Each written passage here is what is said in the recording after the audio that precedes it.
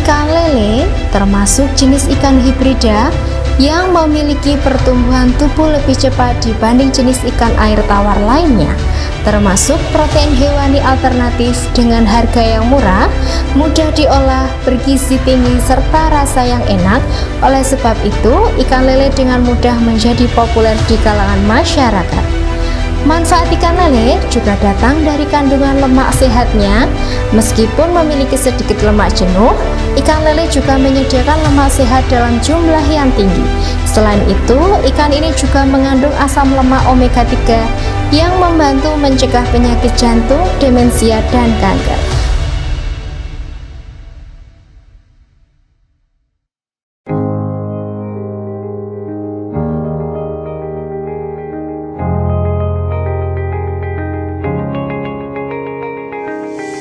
Assalamualaikum warahmatullahi wabarakatuh. Welcome back in my YouTube channel Dimonim TV. Alhamdulillah hari ini saya sudah ditemani lagi dengan Bapak Yusuf. Bapak Yusuf, hari ini kita akan berbincang-bincang, sharing tentunya masih tentang lele Bapak ya. Yaitu cara merawat lele, bibit lele hingga panen yang maksimal. Yang pertama yang ingin saya tanyakan Bapak Yusuf, kawinnya tadi kan kawin suntik. Iya, kawin suntik. Ini bagaimana prosesnya Bapak? Bisa diceritakan dari awal Bapak? Iya. Untuk kawin suntik pertama kita harus pilih indukan yang benar-benar sudah istilahnya apa ini? Bagus. Bagus ya, bagus dan memang benar-benar ada telurnya isinya. Ada telurnya, harus benar-benar sudah isi, sudah hamil istilahnya ya. Terus pejantannya juga kita pilih, kita sendirikan. Memang tapi sebelumnya kalau bisa indukan pejantan sama betina dipisah. Dipisah. Ya dipisah. Masalahnya kalau nanti kita ambil betinanya, kita pertama nggak mengganggu pejantannya, gitu kan. Jadi ngambilnya kalau bisa dipisah di tempat perawatan induk ya. Jadi harus ada punya dua kolam untuk pejantan, untuk betinanya. Baik. Terus untuk memilih tadi ya itu tadi kita benar-benar harus yang sudah siap itu sudah benar-benar hamil, udah benar-benar ada isi telurnya.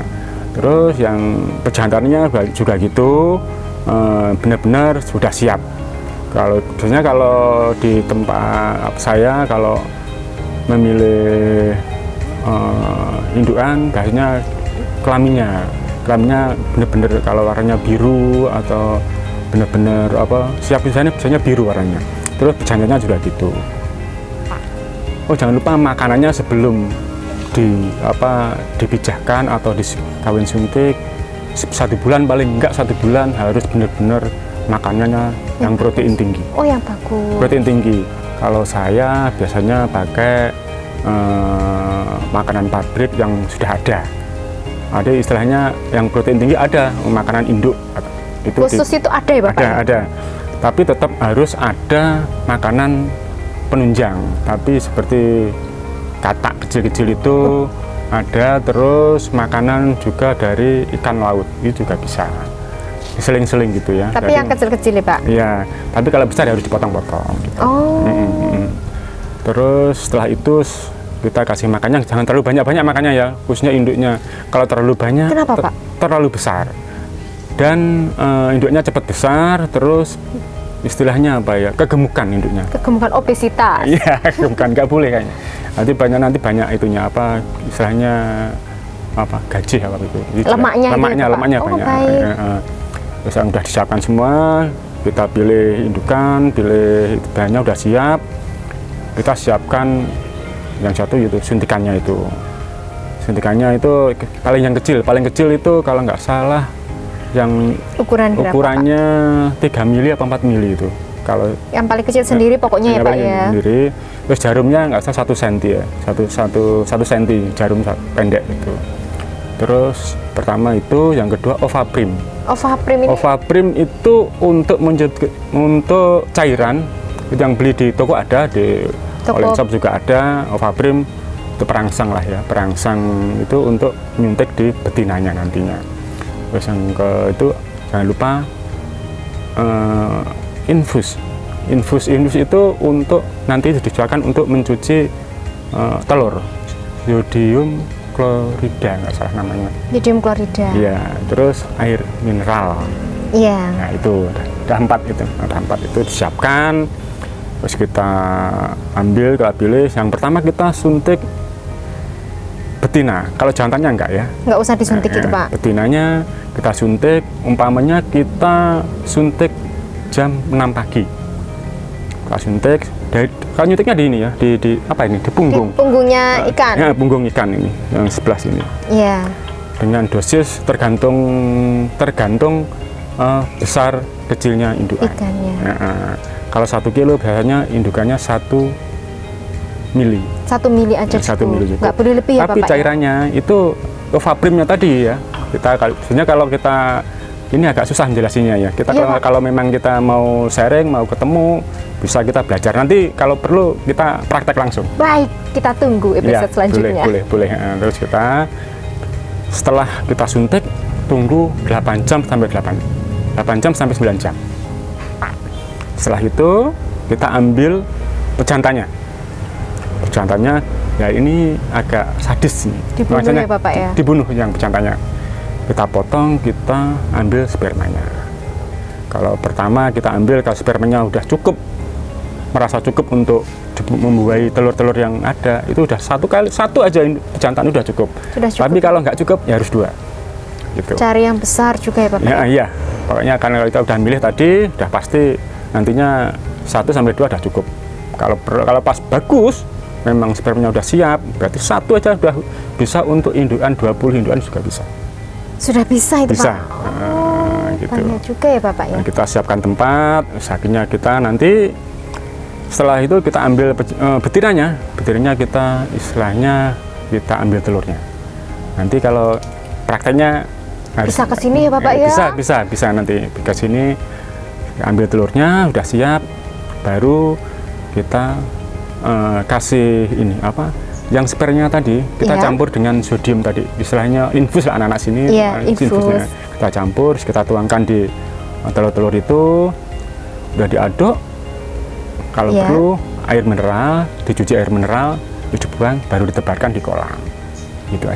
Itu untuk prosesnya membutuhkan waktu berapa hari Bapak kira-kira? Dari pertama hingga menuangkan tadi? Oh, jadi kalau kita tuangkan sehari jam 4 sore umpamanya. Iya. Kalau tadi kan kita pagi mungkin sampai jam 4 ya. Jam 4 kita itu prosesnya jam 4 sampai jam 5 kita sebar di kolam. Kalau beruntung, maksudnya nggak beruntung ya. Ya harusnya nggak beruntung, harusnya jadi kalau memangnya itu tadi udah milihnya udah bagus. Besok 24 jam biasanya. Nggak sampai 24 jam. Iya. Dia udah menetas. Jadi besok sorenya, kalau sekarang jam 4, besok sore jam 4, 12 jam ya berarti. Iya. Itu udah menetas. Udah ada gerakan-gerakan menetas itu telurnya. Jadi sudah jadi gitu Bapak ya? Iya. Ini untuk suntikannya cukup 1 kali saja tadi kan Pak ya? Ya 1 kali. Tinggal ini, induknya kalau sampai 2 kilo lebih sampai 3 kilo 2 kali. 2 kali? Jadi kalau lebih besar, biasanya dosisnya 2 kali yang biasa. Tergantung indukannya tadi ya Bapak ya? Betul, iya. Kemudian ini kan tadi sudah menetas. Iya. Untuk pakan indukannya, ini selama proses penyuntikan, setelah penyuntikan tetap diberi pakan atau tidak Pak? Iya, kita harus kasih makan seperti biasa, tapi jangan terlalu banyak. Yang penting ada cukup dengan proteinnya bagus. Baik. Ya perawatan induk itu harus nomor 1 misalnya.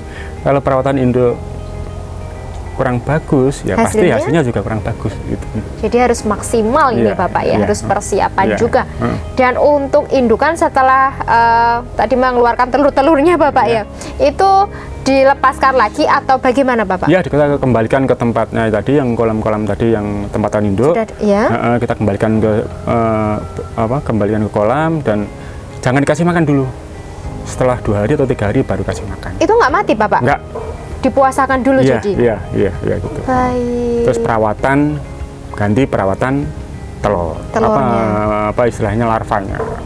Itu perawatan jangan sampai nantinya setelah menetas kita biarkan. Tetap harus dirawat, dijaga. Jangan sampai airnya cemar. Kalau ada yang menetas, telurnya itu berbau, terus akhirnya cemar di air. Terus busuk seperti itu ya? Iya, akhirnya makanya air 24 jam kalau anak-anak sih 24 jam itu mengalir terus ke kolam. Harus mengalir. 24 jam. Tinggal kondisi ikannya gimana.